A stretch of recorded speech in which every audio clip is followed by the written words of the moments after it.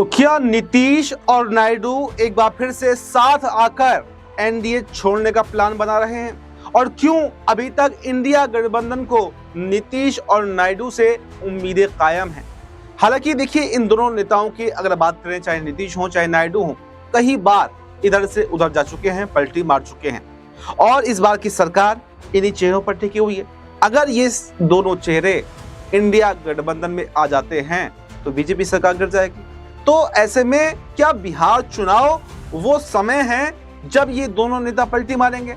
और देखिए, जब से 2024 के बाद से ये सरकार बनी है तो प्रेशर पॉलिटिक्स तो यहाँ पर जरूर खेली जा रही है और कहीं ना कहीं यहाँ पर चंद्रबाबू नायडू हो या फिर नीतीश कुमार हो, अपना दबदबा सरकार में बनाए हुए हैं और उसी के चलते बड़ी बड़ी मांगों को वो रखते रहते हैं। आपने देखा होगा कि किसी राज्य में बजट पास हुआ, बजट में किसी राज्य को इतना तवज्जो नहीं दी गई जितना बिहार और आंध्र प्रदेश को दी गई। और उसके बाद में न सिर्फ राज्य बल्कि जब जब मोदी जी चाहे आंध्र प्रदेश जाएं चाहे बिहार जाएं, कोई ना कोई परियोजनाओं का पिटारा जरूर लेकर के जाते हैं, खाली हाथ नहीं जा सकते। अगर एक बार भी खाली हाथ चले गए तो वही केंद्र की सरकार का आखिरी दिन हो सकता है और यही वजह लगातार जो है इंडिया गठबंधन इस पर नजर बनाए हुए है कि आखिर कोई तो ऐसा मौका हाथ लगे जो नीतीश नायडू हमारे साथ में आ जाएं, हम उनको इससे भी ज्यादा ऑफर दे सकते हैं, लेकिन कम से कम वो साथ में तो आए।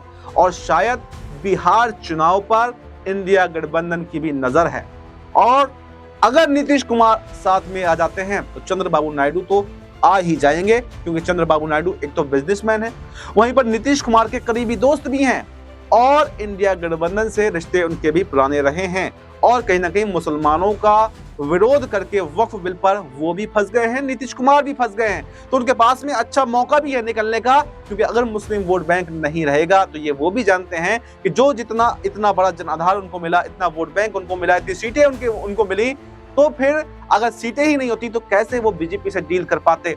ये सीटें मुसलमानों की बदौलत ही उनको मिली हैं, उनका वोट बैंक बढ़ा, उनके अच्छे नतीजे आए और उसी के दम पर उन्होंने बीजेपी से डील की, लेकिन कहीं ना कहीं वो डील करके फंस गए हैं।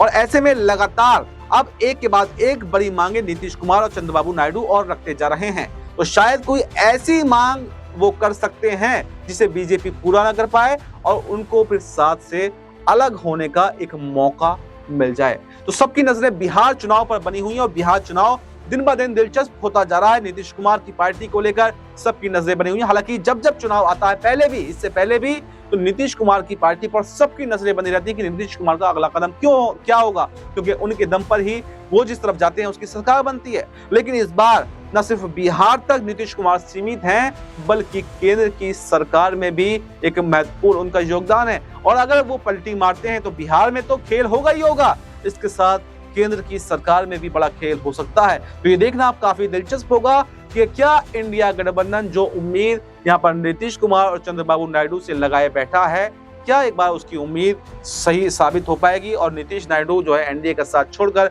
इंडिया गठबंधन में शामिल होते हुए दिखाई देंगे, या फिर मोदी और शाह जिस रणनीति के तहत काम कर रहे हैं और सारी मांगों को अब तक पूरा कर रहे हैं, ये मांगे वो उनकी पूरी करती रहेंगे? ये देखना काफी दिलचस्प होगा। फिलहाल इस रिपोर्ट में इतना ही। इस रिपोर्ट पर आपकी क्या राय है? आपकी जो भी राय हो कमेंट बॉक्स में अपनी राय जरूर दें और हमें दीजिए इजाजत। नमस्कार।